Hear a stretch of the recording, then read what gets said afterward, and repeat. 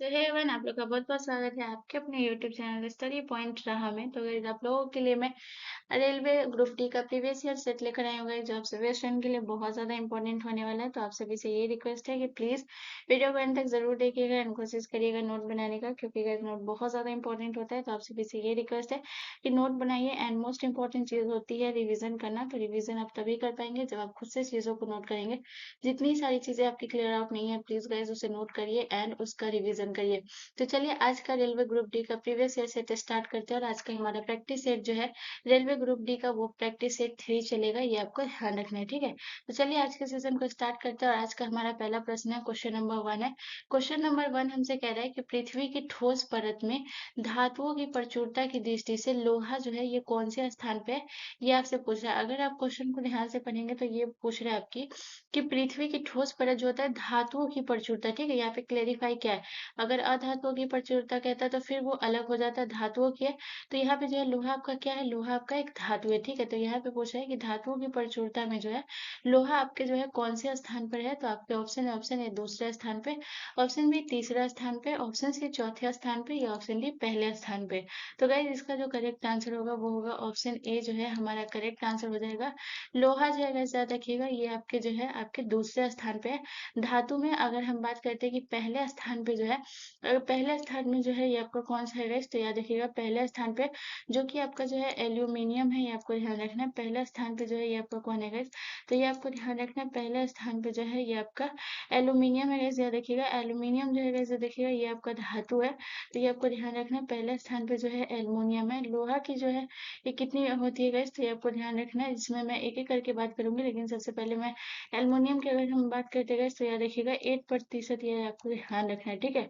8% इसका जो है प्रचुरता रहता है, ये आपको ध्यान रखना है।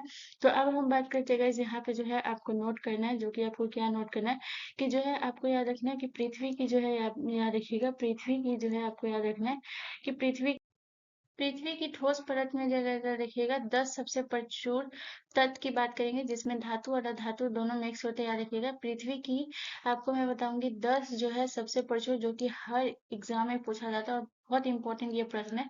तो यहाँ पे जो है आपको 10 याद रखना है, ठीक है। पृथ्वी की पपड़ी, ठीक है, ये आपको ध्यान रखना है। 10 सबसे प्रचुर, ये आपको ध्यान रखना है। 10 सबसे प्रचुर, ये आपको ध्यान रखना है। पृथ्वी की पपड़ी में जो है 10 सबसे प्रचुर तत्व के बारे में बात करेंगे, 10 सबसे प्रचुर तत्व के बारे में बात करेंगे, ठीक है। ये आपको ध्यान रखना है।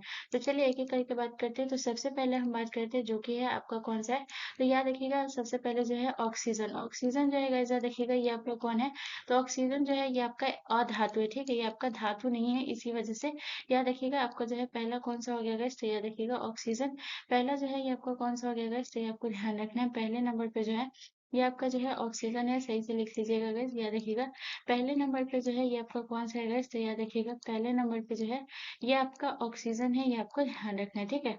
उसके बाद अगर हम बात करते हैं दूसरे नंबर पे, दूसरे नंबर पे जो है ये आपका कौन सा है गाइस, तो याद रखिएगा दूसरे नंबर की अगर हम बात करते हैं तो याद रखिएगा दूसरे पे सिलिकॉन है। सिलिकॉन भी आपका अधातु है, ये आपको ध्यान रखना है। दूसरे नंबर पे आपका कौन सा है गाइस, तो ये आपको ध्यान रखना है सिलिकॉन। अगर यहाँ पे आपसे सिलिकॉन पूछता है कि अधातु में, अधातु की प्रचुरता में जो है सिलिकॉन कौन से स्थान पे, तो इसका करेक्ट आंसर दूसरा स्थान हो जाता है, ठीक है। उसके बाद अगर हम बात करते हैं गाइस तीसरे तीसरे नंबर पे आपका कौन सा है गाइस, तो याद रखिएगा तीसरे पे जो है एल्यूमिनियम है, जो कि आपका एक एक धातु है, ये आपको ध्यान रखना है, यानी कि मेटल है, ठीक है। तो तीसरे नंबर पे जो है ये आपको कौन सा आता है गाइस, तो ये आपको ध्यान रखना है तीसरे नंबर पे जो है ये आपका एल्यूमिनियम आता है, ये आपको ध्यान रखना है। उसके बाद अगर हम बात करते हैं चौथे नंबर पे जो है ये आपका कौन सा है गाइस, तो याद रखिएगा चौथे नंबर पे जो है आपका जो है याद रखिएगा लोहा है। चौथे नंबर पे जो है ये आपका लोहा है, ये आपको ध्यान रखना है। ये दोनों धातु है, ये दोनों अधातु, इसीलिए लोहा आपका दूसरे स्थान पे आया। यहाँ पे धातुओं की प्रचुरता पूछा है, इसीलिए बहुत लोग कंफ्यूज हो जाते हैं। इसीलिए मैं यहाँ पे 10 सबसे प्रचुर तत्व आपको लिखवा रही हूँ, जो कि बहुत इंपॉर्टेंट है परीक्षा की दृष्टि से। उसके बाद अगर हम बात करते हैं पांचवें स्थान पे जो है ये आपका कौन सा है, तो लोहा हो गया। पांचवें स्थान पे जो है ये आपका कैल्शियम है, ठीक है, आपको ध्यान रखना है। 5वें स्थान पे जो है ये आपका कौन-सा है गाइस? तो ये आपको ध्यान रखना है 5वें स्थान पे जो है ये आपका कैल्शियम है, ये आपको ध्यान रखना है। उसके बाद अगर हम बात करते हैं छठे स्थान पे जो है ये आपका कौन-सा है गाइस? तो ये आपको ध्यान रखना है छठे पे जो है कैल्शियम के बाद जो है याद रखिएगा आप सोडियम है, छठे के बाद छठे पे जो है ये आपका कौन-सा है? तो 6वें नंबर पे जो है ये आपका सोडियम है, ये आपको ध्यान रखना है। उसके बाद अगर हम बात करें 7वें नंबर पे जो है ये आपका कौन-सा है गाइस? तो याद रखिएगा सोडियम हो गया। 7वें नंबर पे जो है ये आपका कौन-सा हो गया गाइस? तो याद रखिएगा 7वें पे जो है ये आपका जो है मैग्नीशियम हो गया, ये आपको ध्यान रखना है। 7वें नंबर पे जो है ये आपका कौन-सा हो गया गाइस? तो ये आपको ध्यान रखना है। 7वें नंबर पे जो है ये आपका जो है मैग्नीशियम हो गया। उसके बाद अगर हम बात करते हैं 8वें नंबर पे जो है ये आपका कौन-सा हो गया गाइस? तो याद रखिएगा 8वें नंबर पे जो है ये आपका पोटेशियम हो गया, ये आपको ध्यान रखना है। 8वें नंबर पे जो है ये आपको ध्यान रखना है पोटेशियम हो गया, ठीक है? ये आपको ध्यान रखना है। 8वें नंबर पे जो है ये आपका कौन-सा हो गया गाइस? तो याद रखिएगा पोटेशियम हो गया, ये आपको ध्यान रखना है। उसके अलावा अगर हम बात करते हैं गाइस आपका 9वां और 10वां, ठीक है? तो यहाँ पे 2 जो है आपको और लिखा देती हूँ, जो कि आपको याद रखना है। तो यहाँ पे जो है जगह नहीं है, इसलिए मैं आपको यहाँ जो है 9th यहाँ पे लिखा रही हूँ, ये आपको ध्यान रखना है। तो 9वां की अगर बात करें तो 9वां पे आपका कौन-सा है? टाइटेनियम, ठीक है? 9वां पे जो है ये आपका कौन-सा है गाइस? तो ये आपको ध्यान रखना है। टाइटेनियम जो है याद रखिएगा 9वें पर जो है ये आपका टाइटेनियम है। और अगर हम बात करते हैं 10वें पे जो है ये आपका कौन-सा है गाइस? तो ये आपको ध्यान रखना है। 9वें पे आपका टाइटेनियम है और अगर हम बात करते हैं कि 10वें नंबर पे जो है ये आपका कौन-सा है? तो ये भी आपको ध्यान रखना है। अगर 10वें नंबर की हम बात करें तो ये आपको ध्यान रखना है हाइड्रोजन, ठीक है? 10वें नंबर पे जो है ये आपका कौन-सा है गाइस? तो याद रखिएगा 10वें नंबर पे जो है ये आपका हाइड्रोजन है, ये आपको ध्यान रखना है, ठीक है? हाइड्रोजन। अब बात करते हैं कि ऑक्सीजन की जो है ये मात्रा कितनी है गाइस? तो ये आपको ध्यान रखना है। ऑक्सीजन की जो मात्रा है गाइस ये आपको ध्यान रखना है 46% है, ये आपको ध्यान रखना है। उसके बाद अगर हम सिलिकॉन की बात करें तो सिलिकॉन की मात्रा जो है 28% है। उसके बाद अगर एल्युमिनियम की मात्रा की बात करें तो एल्युमिनियम जो है ये 8% है, ये आपको ध्यान रखना है। उसके बाद अगर लोहा की मात्रा की बात करें तो लोहा जो है ये आपका 5% है, आपको ध्यान रखना है। उसके बाद अगर हम कैल्शियम की मात्रा की बात करें तो ये आपका 4% है, आपको ध्यान रखना है। उसके बाद बात करिएगा सोडियम, सोडियम जो है ये आपका कितना परसेंट है? तो ये आपको ध्यान रखना है सोडियम जो है ये आपका 2% है। ये जो है एल्युमिनियम वाला मैं इरेज कर देती हूँ, आपको ध्यान रखना है सोडियम जो है ये आपका कितना परसेंट है?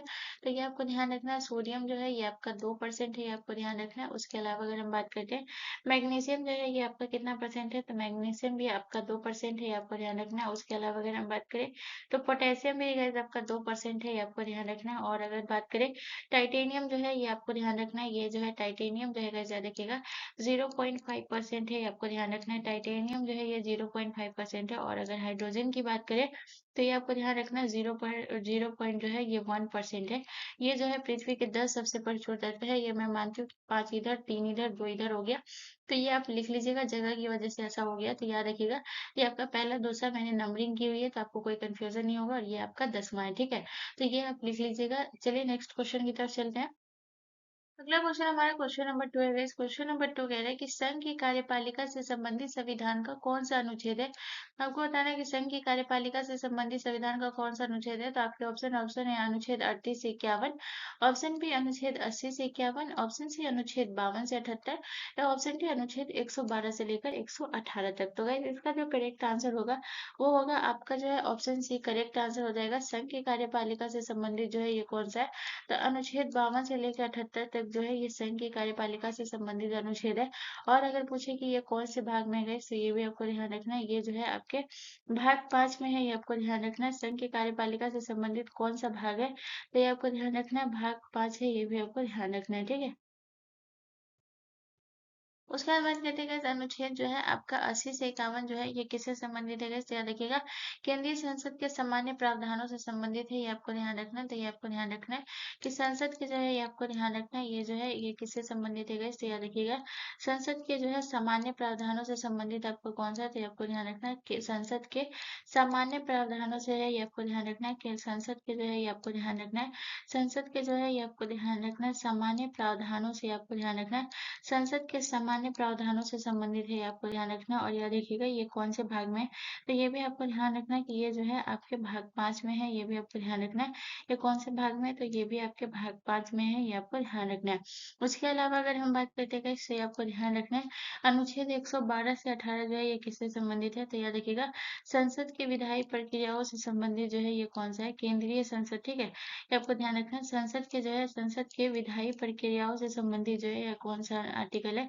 तो ये आपको ध्यान रखना है। संसद की विधायी प्रक्रिया से जो है याद रखिएगा, संसद की विधायी प्रक्रियाओं से संबंधित जो है ये कौन सा है, तो ये आपको ध्यान रखना है। संसद की विधायी प्रक्रियाओं से संबंधित जो है आपको ध्यान रखना है, ये है अनुच्छेद 112 से 118 तक, और ये जो है आपके कौन से भाग में है, तो ये आपको ध्यान रखना है, ये भी आपके जो है भाग 5 में है, ये भी आपको ध्यान रखना है। ठीक है, चलिए नेक्स्ट क्वेश्चन की तरफ। अगला क्वेश्चन हमारा क्वेश्चन नंबर 3 है गाइस। क्वेश्चन नंबर 3 हमसे कह रहा है कि सौर मंडल का सबसे तेज हवा वाला ग्रह कौन सा है। तो आपको बताना कि सौर मंडल वाला सबसे तेज हवा वाला ग्रह जो है ये कौन सा है। तो आपके option A Jupiter, option B Neptune, option C Uranus, या ऑप्शन डी मंगल। तो गाइस इसका जो करेक्ट आंसर होगा वो होगा option B is the correct answer, Neptune. Neptune की अगर हम बात करेंगे तो आपको ध्यान रखना है, इसे हम किसके नाम से भी जानते हैं गाइस, तो याद रखिए वरुण के नाम से भी जानते हैं। आपको ध्यान रखना है, ये जो है ये हम इसे किसके नाम से जानते हैं, तो याद रखिएगा वरुण के नाम से जानते हैं, ये भी आपको ध्यान रखना है। अब हम नेपच्यून से रिलेटेड कुछ इंपॉर्टेंट पॉइंट के बारे में बात करेंगे। तो सबसे पहले अगर हम नेपच्यून की बात करेंगे तो याद रखिएगा सौर मंडल का जो है ये कौन सा ग्रह है, तो ये आपको ध्यान रखना है। सौर मंडल का जो है ये आपको ध्यान रखना है।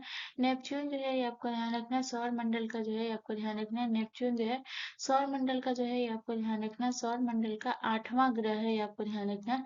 नेपच्यून जो है सौर मंडल का 8वां ग्रह है, ये आपको ध्यान रखना है। उसके अलावा अगर हम बात करें तो याद रखिएगा, ये आपको ध्यान रखना है कि ये जो है आपको याद रखना है व्यास के आधार पर जो है ये कैमा ग्रह है, तो ये आपको ध्यान रखना है। अगर हम व्यास की बात करेंगे तो ये आपको ध्यान रखना है, व्यास के आधार पर जो है ये आपको ध्यान रखना है सौर मंडल का 8वां ग्रह है। लेकिन अगर हम बात करते हैं व्यास के आधार पर जो है ये कैमा ग्रह है, तो ये आपको ध्यान रखना है। व्यास के आधार पर जो है आपको ध्यान रखना है, व्यास के आधार पर जो है ये कैमा ग्रह है, तो ये आपको ध्यान रखना है। व्यास के आधार पर जो है ये चौथा ग्रह है, ये आपको ध्यान रखना। सौर मंडल का जो है व्यास के आधार पर चौथा ग्रह है। और अगर हम बात करते हैं इसकी जो है द्रव्यमान के आधार की अगर हम बात करें कि द्रव्यमान के आधार पे अगर हम बात करें तो ये कहमा ग्रह है, तो ये आपको ध्यान रखना है। द्रव्यमान के आधार पर जो है ये आपको ध्यान रखना है। द्रव्यमान के आधार पर जो है आपको ध्यान रखना है तीसरा ग्रह। ठीक है, तो ये आपको ध्यान रखना है। द्रव्यमान के आधार पर की अगर हम बात करें तो ये जो है सौर मंडल का कैमा ग्रह है, तो ये आपको ध्यान रखना है। सौर मंडल का जो है ये तीसरा ग्रह है, ये आपको ध्यान रखना है द्रव्यमान के आधार पर। उसके बाद अगर हम बात करते हैं गाइस, याद रखिएगा नेपच्यून के बारे में सबसे इंपॉर्टेंट बात याद रखना, जो कि ये हाइड्रोजन हीलियम और मीथेन गैस से बना हुआ है, ये आपको ध्यान रखना है। नेपच्यून जो है ये किससे बना हुआ है, तो ये आपको ध्यान रखना है। नेपच्यून जो है ये हाइड्रोजन, उसके बाद अगर हम बात करें हाइड्रोजन, उसके बाद अगर हम बात करें तो ये हीलियम, हाइड्रोजन हीलियम, उसके बाद अगर हम बात करें हाइड्रोजन हीलियम और याद रखिएगा मीथेन गैस से बना हुआ है, ये आपको ध्यान रखना है। इसका जो है हाइड्रोजन हीलियम और जो है याद रखिएगा हाइड्रोजन हीलियम मीथेन गैस से जो है ये बना हुआ है, ये आपको ध्यान रखना है। गैसों से बना हुआ है, ये आपको ध्यान रखना है। हाइड्रोजन हीलियम लिथियम मीथेन गैसों से बना है, ये भी आपको ध्यान रखना है। ठीक है, बना है आपका कौन सा बना है, तो याद रखिएगा आपका नेपच्यून बना है, ये आपको ध्यान रखना है। उसके बाद अगर हम बात करते हैं तो यहाँ पे सबसे इंपॉर्टेंट अगर हम बात करें कि नेपच्यून का जो है ये आपको ध्यान रखना है। नेपच्यून की अगर हम बात करें तो सबसे बड़ा जो है उपग्रह कौन सा है, तो ये भी आपको ध्यान रखना है। अगर हम बात करें कि नेपच्यून का जो है ये आपको ध्यान रखना है, सबसे बड़ा जो है ये आपको ध्यान रखना है। नेपच्यून का जो है सबसे बड़ा उपग्रह कौन सा है, ये आपको ध्यान रखना है। तो अगर हम बात करें नेपच्यून का जो है सबसे बड़ा जो उपग्रह है, ये आपको ध्यान रखना है कौन सा है, तो ये आपको ध्यान रखना है ट्राइटन। ठीक है, आपको ध्यान रखना है, टाइटन नहीं है गाइस, ये आपको ध्यान रखना है ट्राइटन। ठीक है, ये आपको ध्यान रखना है। नेपच्यून का सबसे बड़ा उपग्रह कौन सा है, तो ये आपको ध्यान रखना है नेपच्यून का सबसे बड़ा उपग्रह जो है ये ट्राइटन है। बहुत इंपॉर्टेंट है, याद रखिएगा, ये बहुत पूछा जाता है क्योंकि ये कंफ्यूज करता है टाइटन और ट्राइटन में। ठीक है, तो नेपच्यून का सबसे बड़ा जो उपग्रह है वो ट्राइटन है, और याद रखिएगा ये जो है अपने जो है ग्रह के विपरीत दिशा में भी घूमता है, ये भी आपको ध्यान रखना है। ठीक है, चलिए नेक्स्ट क्वेश्चन की तरफ।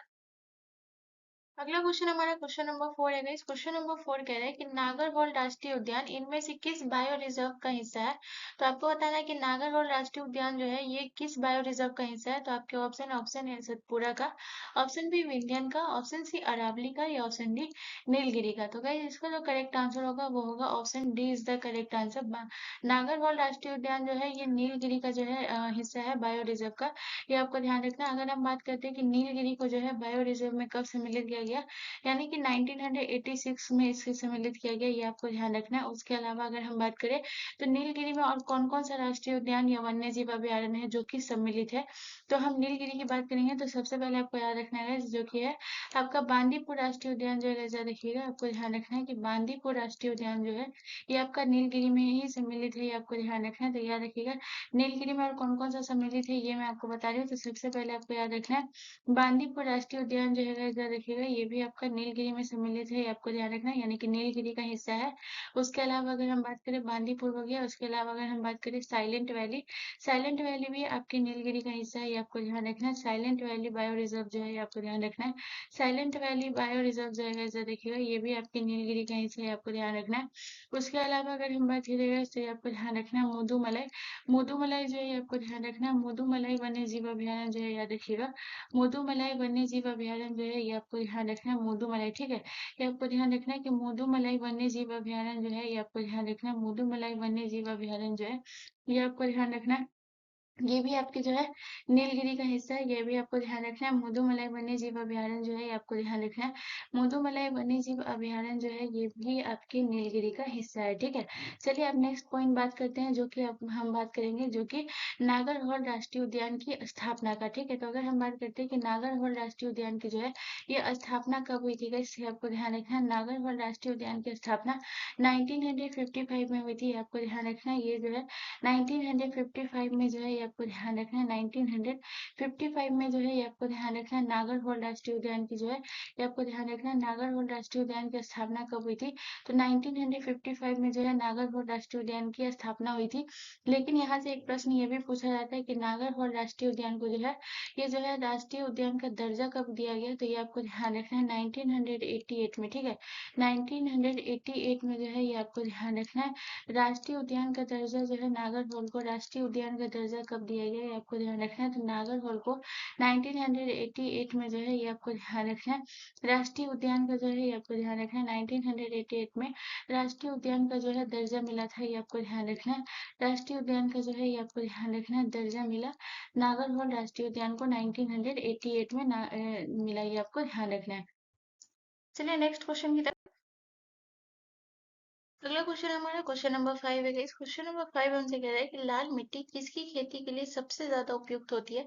तो आपको बताना है लाल मिट्टी जो है ये किसकी खेती के लिए सबसे ज्यादा उपयुक्त है। तो आपके ऑप्शन है धान की खेती के लिए, ऑप्शन बी कपास की खेती के लिए, ऑप्शन सी बाजरा की खेती के लिए, या ऑप्शन डी काजू की खेती के लिए। तो सबसे पहले अगर हम बात करते हैं धान की खेती के लिए, तो धान की खेती के लिए कौन सी मिट्टी जो है सबसे ज्यादा उपयुक्त होती है। तो धान की खेती के लिए जो है जलोढ़ मिट्टी जो है ये सबसे ज्यादा उपयुक्त होती है, आपको ध्यान रखना है। धान की खेती के लिए जो है ये कौन सी मिट्टी सबसे ज्यादा उपयुक्त होती है, तो ये आपको ध्यान रखना है। धान की खेती के लिए सबसे ज्यादा जो है ये जलोढ़ मिट्टी उपयुक्त होती है, आपको ध्यान रखना है। उसके बाद अगर हम बात करें कपास की खेती के लिए जो है कौन सी मिट्टी सबसे ज्यादा उपयुक्त होती है, तो ये आपको ध्यान रखना है। काली मिट्टी जो है ये आपको ध्यान रखना है। काली मिट्टी जो है ये कपास की खेती के लिए सबसे ज्यादा उपयुक्त होती है, आपको ध्यान रखना है। काली मिट्टी जो है ये कपास की खेती के लिए सबसे ज्यादा उपयुक्त होती है। और याद रखिएगा बाजरा की खेती के लिए जो है लाल मिट्टी जो है सबसे ज्यादा उपयुक्त होती है, आपको ध्यान रखना है। बाजरा की खेती के लिए कौन सी मिट्टी सबसे ज्यादा उपयुक्त होती है, तो ये आपको ध्यान रखना है। बाजरा की खेती के लिए लाल मिट्टी जो है ये सबसे ज्यादा उपयुक्त होती है, ये आपको ध्यान रखना है। उसके अलावा अगर हम बात करें तो ये आपको ध्यान रखना है काजू की खेती के लिए सबसे ज्यादा उपयुक्त कौन सी मिट्टी होती है, तो ये आपको ध्यान रखना है। काजू की खेती के लिए जो है ये आपको ध्यान रखना है लैटेराइट मिट्टी, ठीक है। तो आप सभी ने सुना होगा, ये आपको ध्यान रखना है लैटेराइट मिट्टी जो है ये आपको ध्यान रखना है। लैटेराइट मिट्टी जो है ये आपको ध्यान रखना है। लैटेराइट मिट्टी जो है ये आपको ध्यान रखना है काजू की खेती के लिए सबसे ज्यादा उपयुक्त होती है, ये आपको ध्यान रखना है, ठीक है। उसके अलावा अब हम बात करेंगे कुछ इंपॉर्टेंट पॉइंट, जैसे कि हम बात करेंगे लाल मिट्टी से रिलेटेड। तो लाल मिट्टी की अगर हम बात करें, तो अगर हम बात करते हैं कि लाल मिट्टी का जो है लाल रंग जो है ये किसकी वजह से होता है, ये आपको ध्यान रखना है। अगर हम बात करते हैं कि लाल मिट्टी का जो है ये लाल रंग जो है ये आपको ध्यान रखना है। लाल रंग जो है ये किसकी वजह से होता है, तो ये आपको ध्यान रखना है। लाल मिट्टी का लाल रंग जो होता है ये आपको ध्यान रखना है फेरिक ऑक्साइड के कारण जो है इसका लाल रंग होता है, ये आपको ध्यान रखना है। किसके कारण होता है, तो ये आपको ध्यान रखना है। लाल मिट्टी का लाल रंग जो है ये आपको ध्यान रखना है किसके कारण होता है, तो फेरिक ऑक्साइड की वजह से है, ये आपको ध्यान रखना है। फेरिक ऑक्साइड की वजह से जो है कि मिट्टी का जो है रंग लाल लाल होता है, ये आपको ध्यान रखना है, ठीक है। उसके अलावा अगर हम बात करें तो याद रखिएगा इस मिट्टी का जो है अगर हम बात करते हैं विस्तार के बारे में कि सबसे ज़्यादा इस मिट्टी का जो है ये विस्तार जो है ये कहाँ है गाइस, तो ये आपको ध्यान रखना है। अगर हम विस्तार की बात करें तो ये आपको ध्यान रखना है जो लाल मिट्टी है इसका जो विस्तार है ये आपको ध्यान रखना है। आपको सबसे ज़्यादा ये तमिलनाडु में ये मिट्टी देखने को मिलेगी, ये आपको ध्यान रखना है। इसमें जो है ये आपको ध्यान रखना है सबसे ज़्यादा जो है ये आपको ध्यान रखना है तमिलनाडु में ये मिट्टी देखने को मिलेगी। उसके अलावा अगर हम बात करें तो आंध्र प्रदेश, ठीक है, आपको ध्यान रखना है तमिलनाडु और आंध्र प्रदेश में जो है लाल मिट्टी जो है ये आपको जो है बहुत ज़्यादा देखने को मिलेगी, ये भी आपको ध्यान रखना है। तमिलनाडु और जो है आपको ध्यान रखना है आंध्र प्रदेश में जो है ये आपको ध्यान रखना है लाल मिट्टी जो है बहुत ज़्यादा देखने को मिलेगी, ये आपको ध्यान रखना है। उसके बाद बात करते हैं लाल मिट्टी जो है ये भारत के 18% भूमि पर जो है लाल मिट्टी का विस्तार है, ये आपको ध्यान रखना है। 18% भूमि पर जो है ये आपको ध्यान रखना है लाल मिट्टी का जो है 18% भूमि पर जो है इस मिट्टी का जो है विस्तार है, याद रखिएगा 18% भूमि पर जो है इस मिट्टी का विस्तार है, ये भी आपको ध्यान रखना है। चलिए नेक्स्ट क्वेश्चन की तरफ। अगला क्वेश्चन हमारा क्वेश्चन नंबर 6 है। इस क्वेश्चन नंबर 6 हमसे कह रहा है कि निम्नलिखित में से भारत की कौन सी भाषा जो है ये अनुसूचित नहीं है। अनुसूचित भाषा जो है ये नहीं है, तो आपको बताना है कि बताइए भारत की कौन सी भाषा है जो अनुसूचित भाषा नहीं है। तो आपके ऑप्शन ऑप्शन है Manipuri, option B Rajasthani, option C Bodo या ऑप्शन डी कश्मीरी।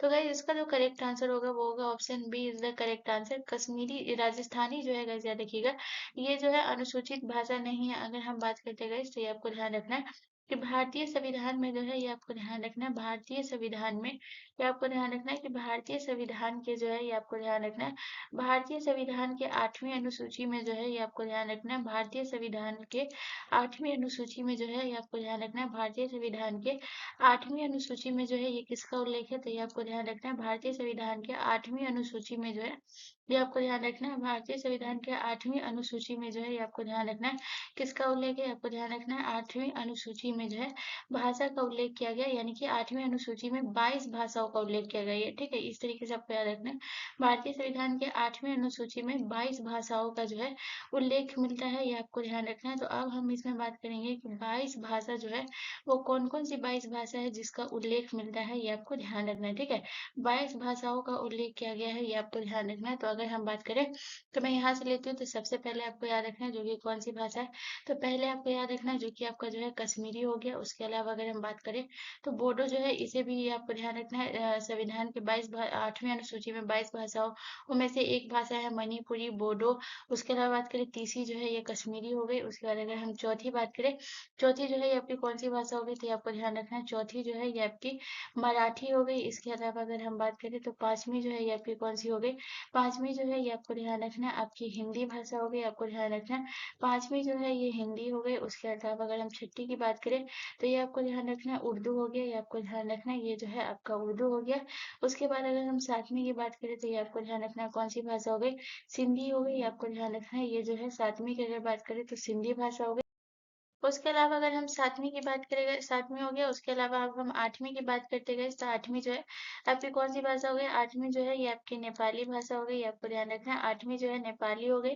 उसके बाद अगर हम नौवीं की बात करें, नौवीं जो है ये आपकी कौन सी भाषा हो गई, नौवीं जो है ये आपको ध्यान रखना है आपका जो है संथाली भाषा हो गई। नौवीं जो है ये कौन सी भाषा हो गई guys? तो ये आपको ध्यान रखना है नौवीं जो है ये आपकी संथाली भाषा हो गई। उसके बाद अगर हम बात करते हैं दसवीं, दसवीं जो है ये आपका कौन सा हो गया guys? तो ये आपको ध्यान रखना है दसवीं जो है ये आपका कोंकणी भाषा हो गया, ये आपको ध्यान रखना है। दसवीं जो है ये आपका कौन सा हो गया गाइस, तो ये आपको ध्यान रखना है दसवीं जो है ये आपका कोंकणी भाषा हो गया। उसके बाद 11वीं की अगर हम बात करें तो कौन सी भाषा हो गई, पंजाबी हो गया, ये आपको ध्यान रखना है। 11वीं जो है ये आपकी कौन सी भाषा हो गई, पंजाबी हो गई। उसके अलावा अगर हम बात करते हैं तो ये आपको ध्यान रखना है 12वीं जो है ये आपका कौन सा हो गया, 12वीं जो है गाइस याद रखिएगा ये आपका कन्नड़ भाषा हो गया। उसके बाद अगर हम 13वीं की बात करें, 13वीं में जो है ये कौन सी भाषा हो गई गाइस, तो याद रखिएगा डोगरी हो गया। ये जो है 13वीं में जो है ये आपकी कौन सी भाषा हो गई, डोगरी हो गई। उसके बाद अगर हम 14वीं की बात करें, 14 में जो है ये आपका कौन सा भाषा है, तो ये आपको ध्यान रखना है 14 में जो है ये आपका उड़िया हो गया, ये आपको ध्यान रखना है। कौन कौन सी 22 भाषा को भारतीय संविधान की 8वीं अनुसूची में मान्यता प्राप्त है ये आपको पता होना चाहिए, क्योंकि ये बहुत ज्यादा इंपॉर्टेंट है, ठीक है। उसके बाद अगर हम बात करें तो और कौन सी भाषा हो गई, तो उड़िया हो गई। उसके अलावा अगर हम बात करें तो असमिया हो गई, आपको ध्यान रखना है उड़िया हो गया। उसके बाद अगर हम बात करें असमिया हो गया। 16 नंबर पे अगर हम बात करें तो याद रखना कौन सी भाषा भाषा हो गई, 16 की अगर हम बात करें तो बंगाली भाषा हो गई। उसके बाद जो है 17 की अगर हम बात करें तो कौन सी भाषा हो गई, तो याद रखिएगा 17 की अगर हम बात करें तो बंगाली के बाद आपको याद रखना है गुजराती हो गया। बंगाली के बाद जो है ये आपको ध्यान रखना है गुजराती हो गया। उसके बाद अगर हम बात करते हैं 18वीं नंबर पे, 18 नंबर पे जो है ये कौन सी भाषा हो गई गाइस, ये आपको ध्यान रखना है। 18 पे जो है ये आपको ध्यान रखना है तेलुगु हो गया, ये आपको ध्यान रखना है। 18 में जो है ये आपको ध्यान रखना है कौन सी भाषा हो गई गाइस, तो ये आपको ध्यान रखना है तेलुगु हो गया। उसके बाद अगर हम बात करते हैं उसके अलावा 4 भाषा आपकी और है गाइस, तो मैं जो है 4 भाषा यहाँ पे ऐसे लिखती हूँ ताकि आपको जो है कोई दिक्कत ना हो, ठीक है। तो 4 भाषा जो है ये आपकी कौन-कौन सी है, तो यहाँ पे मैं लिख देती हूँ। तो आपकी जो है तेलुगु हो गई, उसके बाद अगर हम बात करें तो और कौन सी भाषा हो गई गाइस, तो ये आपको ध्यान रखना है आपकी मैथिली हो गई, ये आपको ध्यान रखना है ये जो है आपकी मैथिली भाषा हो गई। उसके अलावा अगर बात करें तो और कौन सी भाषा हो गई गाइस, तो ये आपको ध्यान रखना है संस्कृत हो गया, ये आपको ध्यान रखना है ये जो है आपका संस्कृत हो गया। उसके बाद अगर हम बात करें तो और कौन सी भाषा हो गई, तो ये आपको ध्यान रखना है मलयालम, ठीक है। मलयालम जो है ये भी आपकी भाषा हो गई, जिसे जो है 8वीं अनुसूची में सम्मिलित किया गया है मलयालम भाषा। और उसके बाद अगर हम बात करें तो और कौन सी भाषा हो गई गाइस, तो ये आपको ध्यान रखना है तमिल, ठीक है। तो ये जो है ये आपको ध्यान रखना है, ये टोटल आपकी 22 भाषाओं को जो है ये कौन-कौन सी भाषा है ये आपको ध्यान रखना है, जिसे भारतीय संविधान के 8वीं अनुसूची में जो है इन 22 भाषाओं का उल्लेख किया गया जिसमें राजस्थानी नहीं है। तो यहाँ पे आपसे पूछा था कि कौन सी भाषा को जो है सूचीबद्ध नहीं किया गया, ये आपको ध्यान रखना है। चलिए नेक्स्ट क्वेश्चन की तरफ। अगला क्वेश्चन हमारा क्वेश्चन नंबर 7 है गाइस। क्वेश्चन नंबर 7 कह रहा है कि लखनऊ समझौते पर डैश में हस्ताक्षर किए गए थे। तो आपको बताना है कि लखनऊ समझौते पर हस्ताक्षर कब किए गए थे। तो आपके ऑप्शन है 1920 में, ऑप्शन बी 1916 में, ऑप्शन सी 1922 में, या ऑप्शन डी 1918 में। तो गाइस इसका जो करेक्ट आंसर होगा वो होगा option B is the correct answer. Lucknow समझौते में जो है 1916 में हस्ताक्षर किए गए थे, ये आपको ध्यान रखना। और अगर हम बात करें ये जो हस्ताक्षर हुआ था यानी कि ये जो समझौता हुआ था ये किसके बीच हुआ था, तो ये आपको ध्यान रखना है राष्ट्रीय कांग्रेस, ये आपको ध्यान रखना है भारतीय राष्ट्रीय कांग्रेस। और यह देखिएगा और किसके बीच हुआ था, भारतीय राष्ट्रीय कांग्रेस के बीच हुआ था, ये आपको ध्यान रखना है। और जो है यह देखिएगा मुस्लिम लीग के बीच हुआ था, ये आपको ध्यान रखना है भारतीय राष्ट्रीय कांग्रेस। और याद रखिएगा ये किसके बीच हुआ था गाइस, तो ये आपको ध्यान रखना है भारतीय राष्ट्रीय कांग्रेस और याद रखिएगा मुस्लिम लीग के बीच जो है हुआ था, ये आपको ध्यान रखना है, ठीक है। उसके बाद जो है दूसरा प्रश्न आपसे ये पूछा जाता है गाइस कि आपको ध्यान रखना है कि ये जो है हस्ताक्षर जो है इस हस्ताक्षर पे जो है ये आपको ध्यान रखना है हस्ताक्षर पे जो है साइन किसने किया था, यानी कि हस्ताक्षर जो है याद रखिएगा किसने किया था गाइस, तो ये आपको ध्यान रखना है हस्ताक्षर जो है ये आपको ध्यान रखना है किसके बीच हुआ था, ये आपको ध्यान रखना है यानी कि किसके बीच जो है ये हस्ताक्षर किया गया था। हस्ताक्षर जो है ये किसके बीच हुआ है ये आपको ध्यान रखना है। तो याद रखिएगा इस पे जो हस्ताक्षर किया गया था वो किया गया था याद रखिएगा बाल गंगाधर तिलक के द्वारा, ये आपको ध्यान रखना है किसके द्वारा किया गया था, तो ये आपको ध्यान रखना है बाल गंगाधर तिलक, ये आपको ध्यान रखना है। ये जो हस्ताक्षर ये किसके बीच हुआ था, बाल गंगाधर तिलक। और याद रखिएगा और किसके बीच हुआ था, तो बाल गंगाधर तिलक ने इस पे हस्ताक्षर किया था। और याद रखिएगा और किसने किया था, तो इस पे जो है बाल गंगाधर तिलक ने हस्ताक्षर किया था। और जो है याद रखिएगा मोहम्मद अली जो है याद रखिएगा और किसने किया था गाइस, तो ये आपको ध्यान रखना है मोहम्मद अली जिन्ना ने किया था, ये आपको ध्यान रखना है। इसके सिग्नेचर जो है ये किसने किया था, बाल गंगाधर तिलक और जो है याद रखिएगा मोहम्मद अली जिन्ना ने जो है इस पे सिग्नेचर किया था, ये आपको ध्यान रखना है, ठीक है। चलिए नेक्स्ट क्वेश्चन की तरफ। अगला क्वेश्चन है हमारा क्वेश्चन नंबर 8 है गाइस। क्वेश्चन नंबर 8 हमसे कह रहा है कि आइंस्टीन ई बराबर एमसी स्क्वायर समीकरण में द्योतक है। तो आपको बताना है कि आइंस्टीन का जो है ई बराबर एमसी स्क्वायर जो है ये फॉर्मूला था, ये किसका द्योतक है ये आपको बताना है। तो आपके ऑप्शन है ऑप्शन ए ध्वनि वेग का, ऑप्शन बी प्रकाश गति का, ऑप्शन सी प्रकाश तरंग दैर्ध्य का, या ऑप्शन डी इनमें से सभी। सो इसका जो करेक्ट आंसर होगा वो होगा option B is the correct answer. Einstein के जो है ई बराबर एमसी स्क्वायर बराबर जो है ये किसका द्योतक है, प्रकाश गति का, ये आपको ध्यान रखना है, ठीक है। उसके अलावा अगर हम बात करते हैं तो ये आपको ध्यान रखना है अगर जो है ये आपका जो फॉर्मूला है ई बराबर एमसी स्क्वायर जो है ये आपको ध्यान रखना है। इसमें से आपको क्या याद रखना है guys, तो ये आपका जो है ई बराबर क्या होता है, तो ये आपको ध्यान रखना है ई बराबर जो है ये आपका क्या होता है, ई बराबर जो है ये आपका ऊर्जा होता है, ये आपको ध्यान रखना है। ई बराबर जो है आपका ऊर्जा होता है। उसके अलावा अगर हम बात करें एम बराबर जो है ये आपका क्या होता है, तो ये आपको ध्यान रखना है एम बराबर जो है ये आपका द्रव्यमान होता है, ये आपको याद रखना है एम बराबर जो है द्रव्यमान होता है। और सी बराबर जो है ये क्या होता है guys, तो ये आपको ध्यान रखना है सी बराबर जो है ये प्रकाश की जो है आपको ध्यान रखना है सी बराबर जो है ये क्या होता है, तो प्रकाश की गति होती है, ये आपको ध्यान रखना है सी बराबर जो है ये आपको ध्यान रखना है क्या होता है, तो सी बराबर जो है ये प्रकाश की गति होती है, ठीक है। चलिए नेक्स्ट क्वेश्चन की तरफ। अगला क्वेश्चन हमारा क्वेश्चन नंबर 9 है गाइस। क्वेश्चन नंबर 9 कह रहा है कि जीव द्रव्य यानी कि प्रोटोप्लाज्म के संबंध में कौन सा कथन जो है असत्य है। तो आपको बताना है कि प्रोटोप्लाज्म यानी कि जीव द्रव्य के बारे में जो है कौन सा कथन असत्य है। तो आपके ऑप्शन है जीव द्रव्य में केवल कोशिका द्रव्य शामिल होता है। ऑप्शन बी आपसे कह रहा है कि जीव द्रव्य का नामकरण पुरकिंजे ने किया था। ऑप्शन सी आपसे कह रहा है कि जीव द्रव्य में ही सभी जैविक क्रियाएं होती है, या ऑप्शन डी उपयुक्त सभी। तो बहुत इंपॉर्टेंट है, ये आपको बताना है गाइस। तो अगर हम बात करते हैं जीव द्रव्य की, तो ये आपको ध्यान रखना है। इसका जो है नामकरण जो है याद रखिएगा, इसका नामकरण जो है पुरकिंजे ने किया था। तो मैं यहाँ पे इरेज करके मैं यहाँ से जो है सही से लिख देती हूँ, ताकि आप लोगों को ध्यान रखना है, ठीक है। तो याद रखिएगा, ये जो है आपका पूछा है कि कौन सा कथन है असत्य है। तो ये जो है, ये आपका जो कथन है, ये आपका क्या है, सत्य है। याद रखिएगा, जीव द्रव्य का जो है ये आपको ध्यान रखना है। जीव द्रव्य का नामकरण जो है ये पुरकिंजे ने किया था। और याद रखिएगा, इसका नामकरण जो है ये कब किया था, 1839 में जो है इसका नामकरण किया था। ये आपको ध्यान रखना है। 1839 में जो है पुरकेनजी ने इसका नामकरण किया था। उसके अलावा अगर हम बात करें, तो ये आपको ध्यान रखना, ये जो है आपका असत्य है, ठीक है। इसमें जो है ये आपको ध्यान रखना, इसमें जो है कोशिका द्रव्य और केंद्रक दोनों होता है। ये आपको ध्यान रखना है। इसमें जो है ये आपको ध्यान रखना है, इसमें जो है ये क्या होता है गाइस, तो ये आपको ध्यान रखना है। इसमें जो है कोशिका द्रव्य, और याद रखिएगा और क्या होता है गाइस, तो आपको ध्यान रखना है, इसमें कोशिका द्रव्य और जो है केंद्रक दोनों होता है, ठीक है। आपको ध्यान रखना है। तो इस वजह से जो है ये कथन असत्य है। तो ऑप्शन ए हमारा करेक्ट आंसर हो जाएगा। याद रखिएगा, जीव द्रव्य में केवल कोशिका द्रव्य नहीं होता है, इसमें जो है और केंद्रक भी शामिल होते हैं। उसके बाद जो है जीव द्रव्य में सभी जो है जैविक क्रियाएं होती है, ये भी सही है। तो उपयुक्त आपका सभी सही हो जाएगा, ये आपको ध्यान रखना है। उसके अलावा अगर हम बात करें, तो ये आपको ध्यान रखना है कि जो आपको याद रखना है कि जीवन का जो है भौतिक आधार किसे कहते हैं। तो ये आपको ध्यान रखना है। प्रोटोप्लाज्म को जो है ये आपको ध्यान रखना है, प्रोटोप्लाज्म को जो है ये क्या कहते हैं।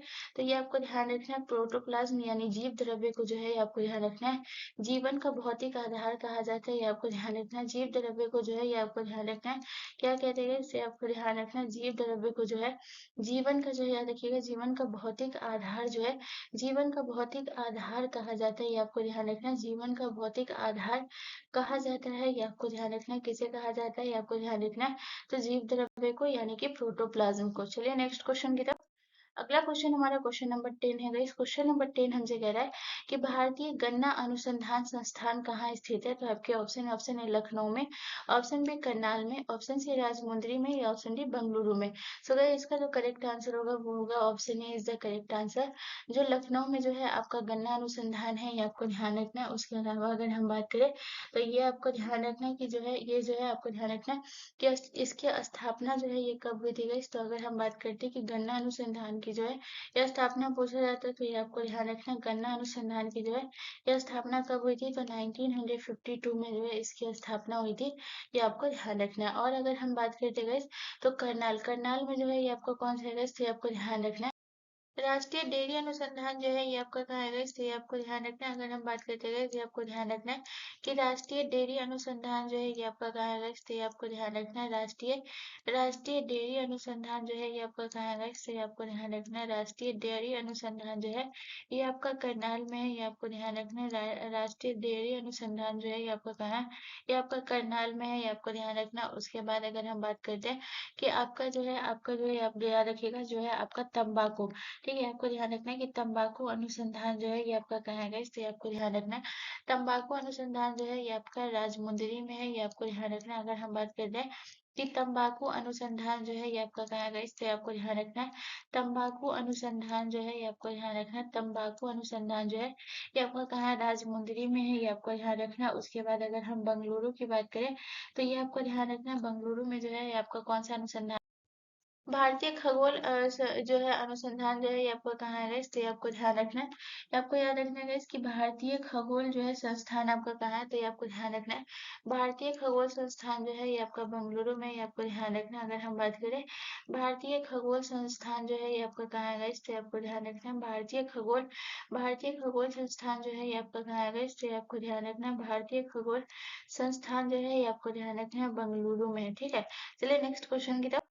अगला क्वेश्चन हमारा क्वेश्चन नंबर 11 है गाइस। क्वेश्चन नंबर 11 हमसे कह रहा है कि भारत में कम्युनिस्ट पार्टी का गठन किस वर्ष हुआ था। तो आपके ऑप्शन है 1907 में, ऑप्शन बी 1930 में, ऑप्शन सी 1925 में, या ऑप्शन डी 1932 में।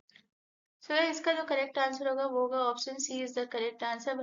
भारतीय कम्युनिस्ट पार्टी का गठन जो है 1925 में हुआ था। और अगर हम गठन की बात करें तो ये आपको ध्यान रखना, गठन जो है ये कहाँ हुआ था, तो ये आपको ध्यान रखना गठन जो है ये कानपुर में हुआ था। कानपुर आपका कहाँ है, इसे आपको ध्यान रखना है। इसका गठन कानपुर में हुआ था जो कि उत्तर प्रदेश में है, ये आपको ध्यान रखना है, ठीक है।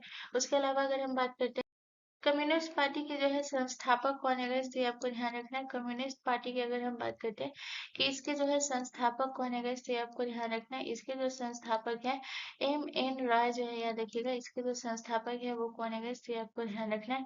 इसके जो संस्थापक है ये आपको ध्यान रखना है, एम एन राय जो है इसके संस्थापक है, ये आपको ध्यान रखना है। उसके अलावा अगर हम बात करें तो आपको ध्यान रखना है कम्युनिस्ट पार्टी का जो है एक पॉइंट आपको और याद रखना है, जो कि आपको याद रखना है मुख्यालय, ठीक है। तो याद रखिएगा कम्युनिस्ट पार्टी का जो है ये मुख्यालय कहाँ है गाइस, तो ये आपको ध्यान रखना है।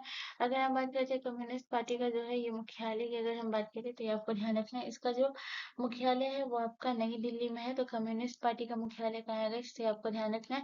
कम्युनिस्ट पार्टी का मुख्यालय जो है ये आपके जो है नई दिल्ली में है, ये आपको ध्यान रखना है, ठीक है। उसके बाद अगर हम बात करते हैं कि कम्युनिस्ट पार्टी के जो है याद रखिएगा महासचिव जो है ये आपको ध्यान रखना है। कम्युनिस्ट पार्टी के जो है ये आपको ध्यान रखना है महासचिव जो थे वो कौन थे, तो ये भी आप ध्यान रखिएगा संस्थापक और महासचिव, ठीक है। तो याद रखिएगा कम्युनिस्ट पार्टी के महासचिव जो थे वो डी राजा थे, ये आपको ध्यान रखना है। कौन थे गाइस, तो ये आपको ध्यान रखना है डी राजा जो है ये आपको ध्यान रखना है, ये महासचिव थे, ये आपको ध्यान रखना है। चलिए नेक्स्ट क्वेश्चन की तरफ। अगला क्वेश्चन हमारा क्वेश्चन नंबर 12 है गाइस। क्वेश्चन नंबर 12 हमसे कह रहा है कि निम्नलिखित में से कैंसर का अध्ययन क्या कहलाता है। तो आपको बताना है कि कैंसर का अध्ययन जो है ये क्या कहलाता है। तो आपके ऑप्शन ऑप्शन है ornithology, option B myology, option C oncology या option D pomology. So guys इसका जो करेक्ट आंसर होगा गाइस वो होगा आपका जो है ऑप्शन जो है ऑर्निथोलॉजी जो है, ऑन्कोलॉजी जो है गाइस याद रखिएगा ये करेक्ट आंसर हो जाएगा, यानी ऑप्शन सी, ठीक है।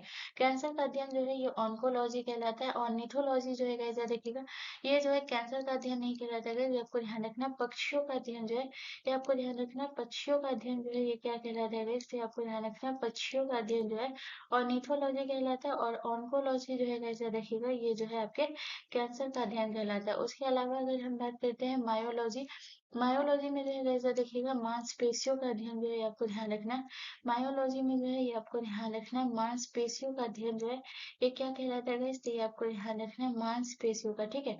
यहाँ पे जो है मांसपेशियों का अध्ययन जो है ये क्या कहलाता है, तो ये आपको ध्यान रखना है मांसपेशियों का अध्ययन जो है ये आपको ध्यान रखना है, ये जो है मायोलॉजी कहलाता है, ये आपको ध्यान रखना है। उसके अलावा अगर हम बात करें पोमोलॉजी में जो है ये किसका अध्ययन होता है, तो ये आपको ध्यान रखना है।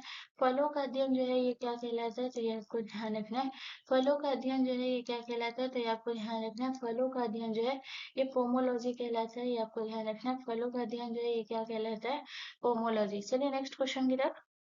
अगला क्वेश्चन हमारा क्वेश्चन नंबर 13 है। इस क्वेश्चन नंबर 13 कह रहा है कि सरकार द्वारा पुरानी मुद्रा को समाप्त कर नई मुद्रा चलाना जो है ये क्या कहलाता है। तो आपके ऑप्शन ऑप्शन है मुद्रा संकुचन, ऑप्शन बी मुद्रा स्फीति, ऑप्शन सी विमुद्रीकरण या ऑप्शन डी अवमूल्यन। तो गाइस इसका जो करेक्ट आंसर होगा वो होगा option C is the correct answer. तो गाइस इसका जो करेक्ट आंसर है ये क्या है, विमुद्रीकरण होगा। ऑप्शन सी हमारा करेक्ट आंसर हो जाएगा। चलिए नेक्स्ट क्वेश्चन की तरफ। अगला क्वेश्चन हमारा क्वेश्चन नंबर 14 है। इस क्वेश्चन नंबर 14 हमसे कह रहा है कि निम्नलिखित में से कौन सा राज्य भारत में दालों का सबसे बड़ा उत्पादक है। तो आपको बताना है दालों का सबसे बड़ा उत्पादक राज्य कौन सा है। तो आपके ऑप्शन ऑप्शन है Haryana, option B Bihar, option C Madhya Pradesh या ऑप्शन डी उत्तराखंड। तो गाइस इसका जो करेक्ट आंसर होगा वो होगा option C is the correct answer. Madhya Pradesh जो है ये आपको ध्यान रखना है, ये जो है दाल का सबसे बड़ा उत्पादक राज्य है, ये आपको ध्यान रखना है। अगर हम बात करें guys, तो याद रखिएगा मध्य प्रदेश जो है कुल 23% जो है guys, याद रखिएगा दाल का जो है उत्पादन करता है, ये आपको ध्यान रखना है।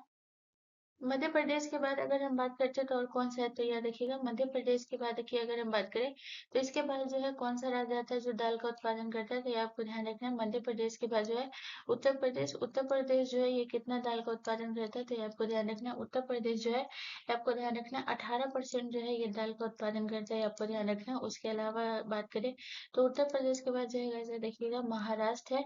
उत्तर प्रदेश के बाद जो है महाराष्ट्र जो है दाल का उत्पादन करता है, ये आपको ध्यान रखना है। तो उत्तर प्रदेश के बाद अगर हम महाराष्ट्र की बात करें तो महाराष्ट्र जो है ये कितना दाल का उत्पादन करता है, तो याद रखिएगा 14% यानी कि 14% दाल का उत्पादन करता है। उसके बाद अगर हम बात करें तीसरे पे जो है ये आपको कौन सा राज्य आता है तो ये आपको ध्यान रखना है। इसके अलावा जो है आपका राजस्थान आता है तीसरे पे जो है ये आपका कौन सा राज्य है तो ये आपको ध्यान रखना है राजस्थान है। राजस्थान की अगर बात करें तो ये आपको ध्यान रखना है ये जो है आपका 11% जो है आपको ध्यान रखना है 11% जो है ये आपका जो है ये करता है दाल का उत्पादन करता है। चलिए नेक्स्ट क्वेश्चन की तरफ। अगला क्वेश्चन हमारा क्वेश्चन नंबर 15 है गाइस। क्वेश्चन नंबर 15 कह रहा है कि निम्नलिखित में से किसका प्रयोग खाद्य परीक्षक के रूप में किया जाता है तो आपके ऑप्शन है ऑप्शन ए सोडियम बेंजोएट का, ऑप्शन बी कैल्शियम कार्बोनेट का, ऑप्शन सी कैल्शियम ऑक्साइड का या ऑप्शन डी सोडियम क्लोराइड का। सो इसका जो करेक्ट आंसर होगा गाइस वो होगा आपका सोडियम बेंजोएट जो है करेक्ट आंसर हो जाएगा, यानी ऑप्शन ए हमारा करेक्ट आंसर हो जाएगा। ठीक है, उसके अलावा अगर हम बात करते हैं तो सोडियम बेंजोएट का जो है ये फॉर्मूला जो है ये क्या होता है तो ये जो है पूछा जाता है तो याद रखिएगा इसका फॉर्मूला होता है C7H5Na2 होता है। ठीक है, ये आपको ध्यान रखना है। इसका फॉर्मूला C7H5NA2 जो है इसका फॉर्मूला होता है, ये आपको ध्यान रखना है। उसके अलावा अगर हम बात करते हैं कैल्शियम कार्बोनेट का जो है ये कौन सा फॉर्मूला होता है तो याद रखिएगा CaCO3 जो है ये आपको ध्यान रखना है। CaCO3 जो है ये कैल्शियम कार्बोनेट का फॉर्मूला होता है, ये आपको ध्यान रखना है। उसके अलावा अगर हम बात करें कैल्शियम ऑक्साइड की तो याद रखिएगा कैल्शियम ऑक्साइड का जो है CaO जो है ये आपको ध्यान रखना है। CaO जो है ये कैल्शियम ऑक्साइड का है। और याद रखिएगा अगर हम बात करें सोडियम क्लोराइड की अगर हम बात करें तो इसका कौन सा होता है NaCl, जिसे हम साधारण नमक भी कहते हैं। NaCl जिसे हम क्या कहते हैं इससे आपको ध्यान रखना है। इसका जो है व्यापारिक नाम क्या है इससे आपको ध्यान रखना है। इसका जो व्यापारिक नाम है याद रखिएगा साधारण नमक जो है इसका व्यापारिक नाम है, ये आपको ध्यान रखना है। ठीक है, चलिए नेक्स्ट क्वेश्चन की तरफ। अगला क्वेश्चन हमारा क्वेश्चन नंबर 16 है गाइस। क्वेश्चन नंबर 16 हमसे कह रहा है कि लेंस की क्षमता के मापन की इकाई क्या है तो आपको बताना है लेंस की क्षमता की मापन इकाई क्या है। तो आपके ऑप्शन है weber, option B becquerel, option C radian या ऑप्शन डी डायोप्टर। ठीक है, तो इसका जो करेक्ट आंसर होगा वो होगा option D is the correct answer, dioptre correct answer हो जाएगा। चलिए नेक्स्ट क्वेश्चन की तरफ। अगला क्वेश्चन हमारा क्वेश्चन नंबर 17 है गाइस। क्वेश्चन नंबर 17 कह रहा है कि निम्नलिखित में से कौन सी यूनेस्को विश्व धरोहर साइट नहीं है तो आपके ऑप्शन है लाल किला, ऑप्शन बी फूलों की घाटी, ऑप्शन सी ताजमहल या ऑप्शन डी चार मीनार। तो गाइस इसका जो करेक्ट आंसर होगा वो होगा option D is the correct answer. चार मीनार जो है ये विश्व धरोहर का साइट जो है ये नहीं है, ये आपको ध्यान रखना है। इसके अलावा अगर हम बात करें तो लाल किला को जो है यूनेस्को में कब शामिल किया गया तो 1900 जो है गाइस देखिएगा 1983 को जो है और याद रखिएगा 1983 में से शामिल किया गया। और याद रखिएगा ये कहाँ का है तो याद रखिएगा ये आगरा का। ठीक है, ये मैं दिल्ली के बारे में नहीं बात कर रही हूँ, जो दिल्ली का लाल किला उसके बारे में नहीं बात कर रही हूँ। याद रखिएगा ये आगरा का जो लाल किला है ये आपको ध्यान रखना है। आगरा का लाल किला जो है इसे 1983 में यूनेस्को में शामिल किया गया। उसके अलावा अगर हम बात करें फूलों की घाटी, फूलों की घाटी जो है इसे याद रखिएगा 2005 में जो है आपको ध्यान रखना है यूनेस्को में इसे शामिल किया गया। और याद रखिएगा ये जो है ये फूलों की घाटी कहाँ है इसलिए आपको ध्यान रखना है। फूलों की घाटी जो है ये आपका उत्तराखंड में, ये आपको ध्यान रखना है ये आपका कहाँ है तो याद रखिएगा ये आपका उत्तराखंड में। उसके अलावा अगर हम बात करें ताजमहल, ताजमहल आप सभी को पता होगा 1983 में जो है इसे यूनेस्को में शामिल किया गया, ये आपको ध्यान रखना है। ठीक है, जो कि आपका जो है ताजमहल कहाँ है इससे आपको ध्यान रखना है। आपका जो है ताजमहल जो है ये भी आपका उत्तर प्रदेश में, ये आपको ध्यान रखना है। ताजमहल जो है ये आपका कहाँ है इससे आपको ध्यान रखना है, ये जो है आपका उत्तर प्रदेश में है, ये भी आपको ध्यान रखना है। ठीक है, चलिए नेक्स्ट क्वेश्चन की तरफ चलते हैं। अगला क्वेश्चन हमारा क्वेश्चन नंबर 18 है गाइस। क्वेश्चन नंबर 18 कह रहा है कि भारत में सबसे बड़ी सिंचाई की नहर कौन सी है तो आपके ऑप्शन है यमुना नहर, ऑप्शन बी इंदिरा गांधी नहर, ऑप्शन सी उच्च बारी डोब या ऑप्शन डी सरहिंद। तो गाइस इसका जो करेक्ट आंसर होगा वो होगा option B is the correct answer. Indira Gandhi नहर जो है गाइस देखिएगा सबसे बड़ी सिंचाई की नहर है, ये आपको ध्यान रखना है। और याद रखिएगा ये जो है इंदिरा गांधी नहर जो है ये कितना किलोमीटर लंबा है गाइस, तो ये आपको ध्यान रखना है। इंदिरा गांधी नहर जो है ये आपको ध्यान रखना है 650 किलोमीटर जो है ये आपको ध्यान रखना है।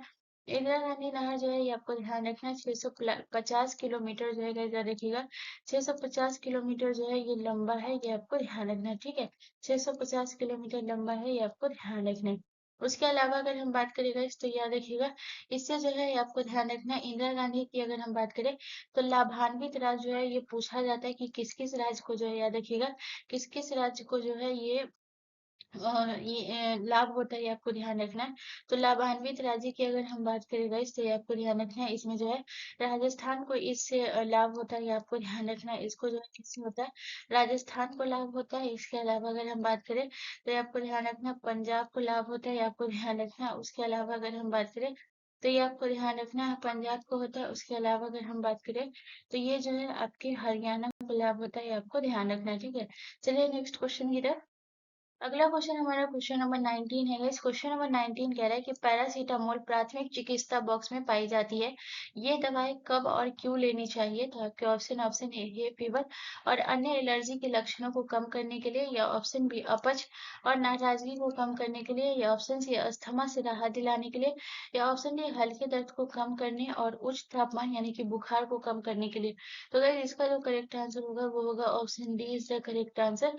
ऑप्शन डी हमारा करेक्ट हो जाएगा। चलिए नेक्स्ट क्वेश्चन की तरफ।